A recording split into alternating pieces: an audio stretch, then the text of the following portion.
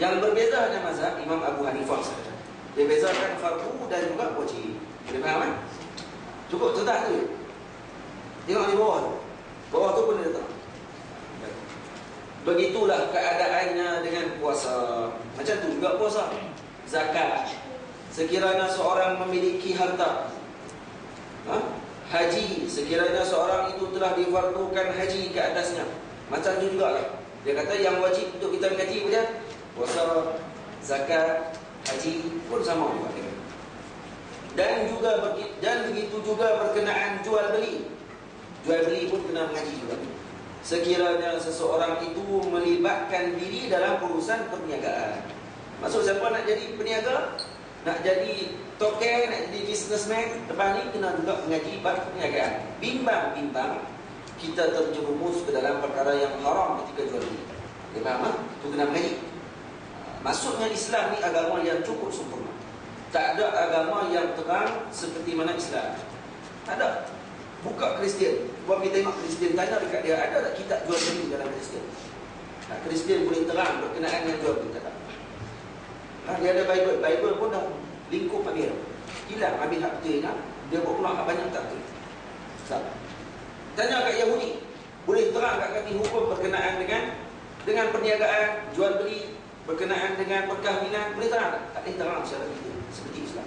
Islam semua lengkap daripada mula kahwin sampai dah kahwin. Sebelum kahwin tunang pun dah diterangkan hukum-hukum agama. Kemudian bila dah berkahwin macam mana? Kemudian bila dapat anak macam mana? Kemudian bila dah dapat anak, dia dapat cucu, tak apa. Lepas tu mampus. Mampus pun ada hukum dia. Begitulah keadaannya dengan puasa. Pernah seseorang bertanya kepada Imam Muhammad bin Hasan rahimahullah ta'ala. Siapa Muhammad bin Hasan ni? Muhammad bin Hasan ni adalah anak murid kepada Al-Imam Abu Hanifah. Anak murid bapa Imam Abu Hanifah, tok guru Imam Syafi'i. Imam Muhammad bin Hasan Asy-Syaibani, gelar dia Muhammad bin Hasan Asy-Syaibani rahimahullah ta'ala. Dia tanya apa? Kenapa kamu tidak mengarang kitab berkenaan dengan zuhud? Maksudnya ada seorang yang minta kepada Imam Muhammad bin Hasan untuk mengarang kitab berkenaan dengan zuhud. Jadi kemudian beliau menjawab. Siapa menjawab ni? Imam Muhammad bin Hasan. Saya telah pun mengarang kitab berkenaan urusan jual beli. Ada cerita lain kalau dalam kitab Arab diceritakan, ada orang minta kepada dia. Dia kata, wahai Imam, tolong tuliskan kepada kami kitab berkenaan dengan zuhud, boleh tak? Maka Imam Muhammad bin Hasan kata, tak ada, nanti putih. Maka dia putih. Lepas tu dia bagi ke orang yang minta. Kitab apa? Kitab jual beli. Kitab bab berkenaan dengan perniagaan. Hukum berkenaan dengan jual beli. Dia pun heran. Kalau ni heran, apa dia ni ustaz? Apa ustaz? Apa ni syekh dia kata? Kami minta bab zuhud, buat minta jual beli. Sebab kamu dah minta ustaz, tolong tulis tak kitab bab hukum nikah ni. Lalu saya tulis bab sembahyang. Dia ni tak, kami minta bab nikah. Apa dia maksud dia? Saya tahu, bayang dulu. Bayang boleh cukup dulu, bagi elok mau nikah. Gitu. Jadi faham gitu lah. Dia tulis, jangan kata dia orang minta boleh tengok kan? Tengok tu kita. Dan bila ditanya kepada Imam Muhammad bin Hasan, wahai Imam, kami minta bab zuhud, bukan minta bab jual beli. Kenapa tulis bab jual beli ni? Apa kaitan?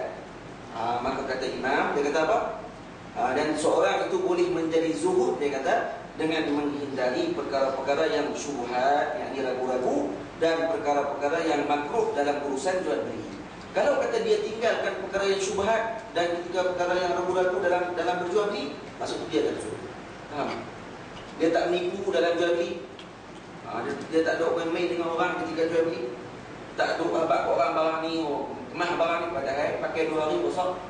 Hak tu yang berlaku zaman dulu kan. Kenapa? Kerana tak mengaji kita. Tak mengaji kita berkenaan dengan jual beli dan sebagainya. Jadi sebab tu hukum hakam tak tahu. Kemudian buat benda yang haram banyak, sebab tu perniagaan tidak barakah. Faham? Tu berniaga lama-lama tak kaya-kaya. Ada orang berniaga biasa, berniaga cok pisang, boleh pergi haji 2-3 kali. Dia buat dia barakah. Ada orang berniaga jual mozaik, jual kereta, dia berniaga kereta dia pun tak tahu. Dia apa? Dia bekak. Maksudnya tak besar.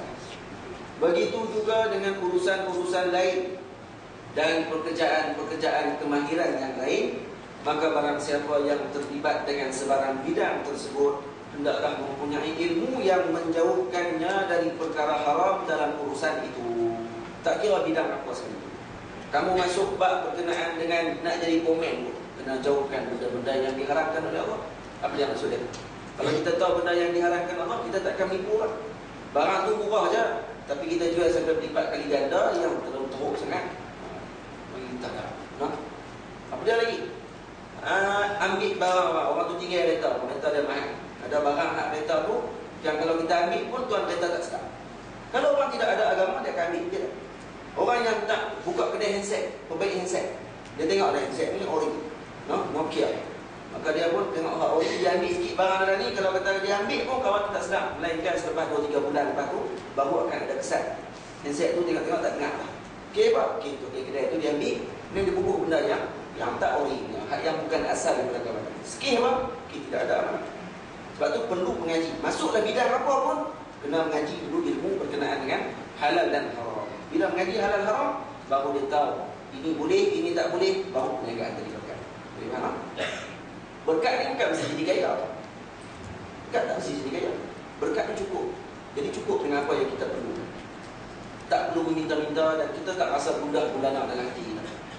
Kalau kata tak berkat, maksudnya kita dalam hati kaya, duit banyak, tapi hati tak tenang. Tak apa nak berkat lagi tu. Ada orang dia miskin, biasa kata. Makan cukup-cukup je.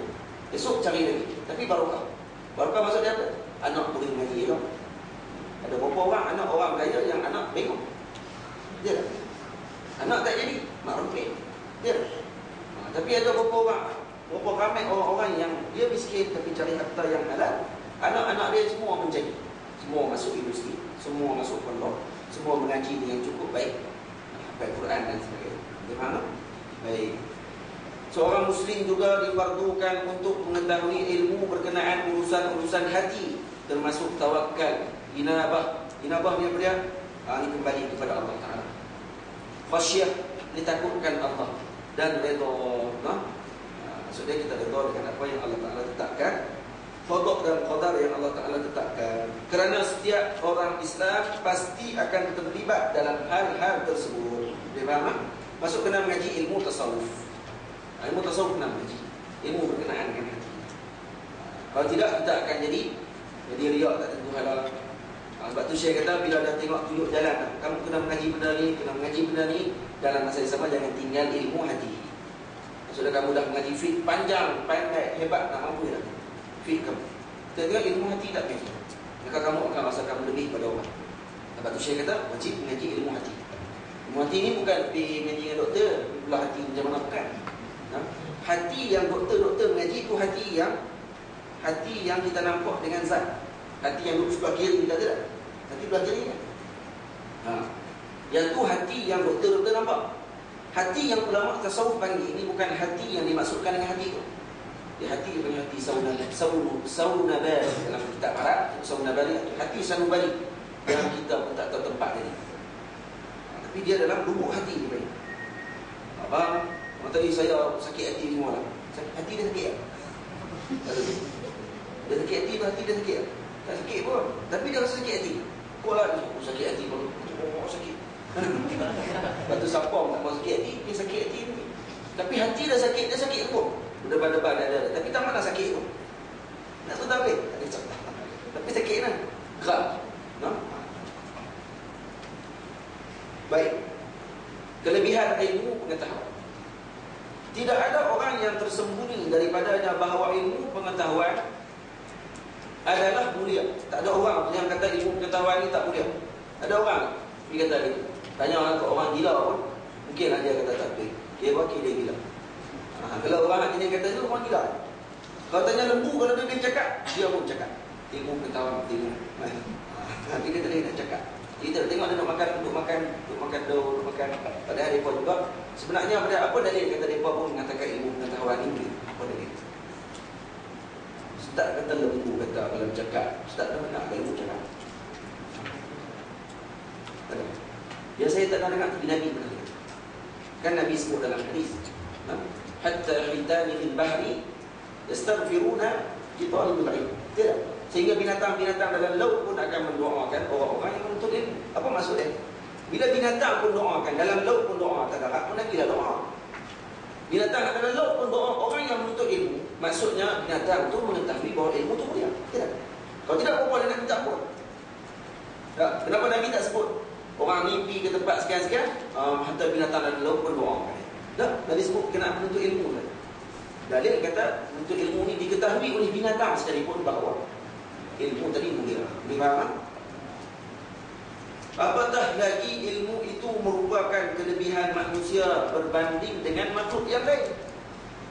Kita beza dengan lembu, pakai ilmu. Kalau lembu ada ilmu, teruk kita. Ya. Kalau dia ada ilmu, dia naik kereta. Kita nampak?